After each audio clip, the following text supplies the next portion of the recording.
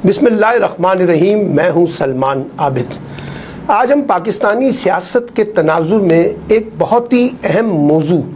जिसको ज़ेरे बहस लाना चाहते हैं और तज्जिया करना चाहते हैं कि ऐसा क्यों हो रहा है। पाकिस्तानी सियासत के मामलात बदकिस्मती से सियासी फोरम पर रिजॉल्व नहीं हो रहे। उसमें हुकूमत हो या अपोजिशन,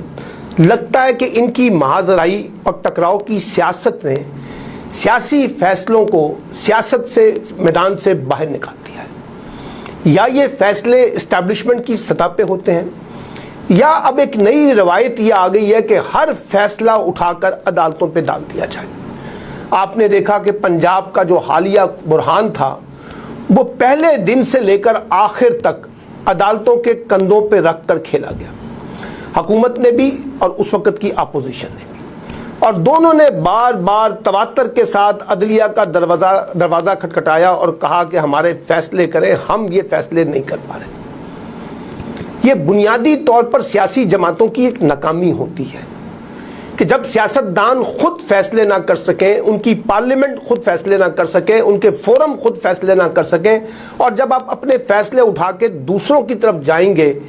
तो फिर हम कहते हैं जी इदारे जो हैं वो मुदाखलत करते हैं, इदारे अपने सियासी तौर पर असरअंदाज होते हैं, इदारों में पसंद होना पसंद आई जाती है, फिर इदारों पर तनकीद होती है, फैसलों पे तनकीद होती है, बेंच बनाने की तश्कील पर सियासत होती है, फुल बेंच बनना चाहिए, फुल कोर्ट होना चाहिए, या 3 रुकनी बेंच होना चाहिए या 5 रुकनी बेंच होना चाहिए, अपनी मर्ज़ी का बेंच होना चाहिए, ये बेंच हमारा हक में नहीं है, ये तो तासुब पर मबनी है, ये तो फलां का लाडला है, ये तो फलां का लाडला है। फिर हम इस तरह की बातें सुनना शुरू कर देते हैं।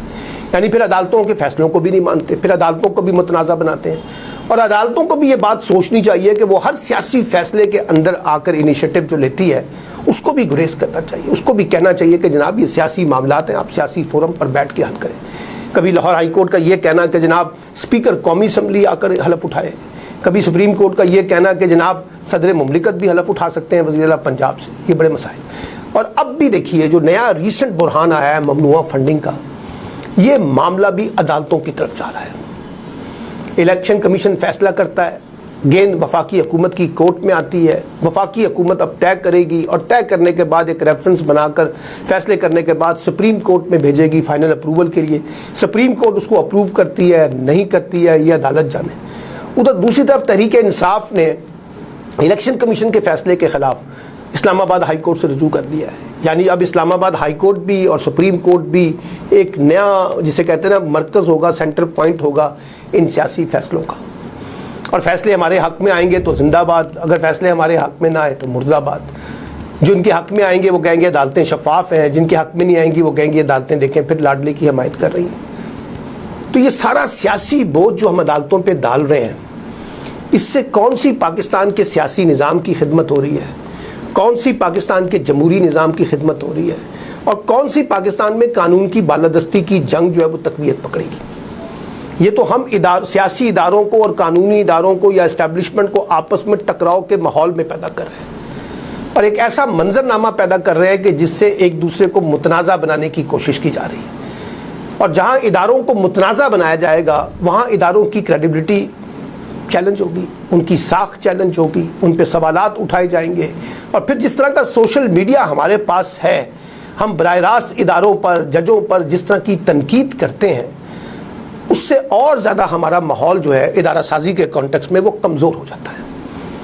और एक मनफी तस्वीर जो पेश हम कर रहे हैं वो सिर्फ पाकिस्तान के अंदर पेश नहीं हो रही, पाकिस्तान से बाहर भी तो पेश हो रही है। दुनिया भी तो हम पर हंस रही है ना, दुनिया भी तो हम पे सवालात उठा रही है ना।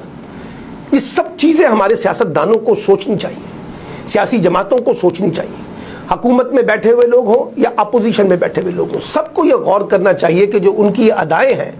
उनका जो एटीट्यूड है, जो उनका तर्ज़ अमल है, वो किस किस्म की सियासत को पाकिस्तान में जन्म दे रहा है। और ये कैसे मुमकिन है कि सियासी जमातें खड़े होकर खुद बेंच का फैसला करें, कैसे मुमकिन है कि वो ये मुतालबा करें कि जनाब बेंच हमारी मर्ज़ी का बनेगा,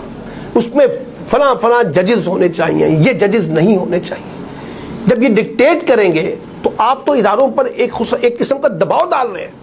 अपनी मर्जी का फैसला लेने के लिए, चाहे वो हुकूमत में लोग बैठे हुए हैं, चाहे वो अपोजिशन में बैठे हुए लोग हैं।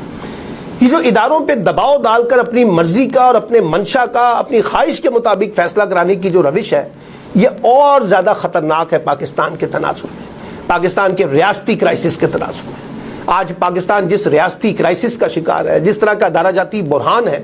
وہ اسی وجہ سے ہے نا کہ ہم پر سب پر سیاسی ایجنڈے غالب ہو چکے ہیں، اور اس نے پورے کے پورے اداروں کو بھی اپنی لپیٹ میں لے لیا۔ اداروں میں بیٹھے ہوئے افراد جو ہیں وہ بھی معاشرے کا حصہ ہے نا، اگر وہ اس کا حصہ بن جائیں گے تو اس کی شکلیں تو ہمیں دیکھنے کو ملیں گی نا۔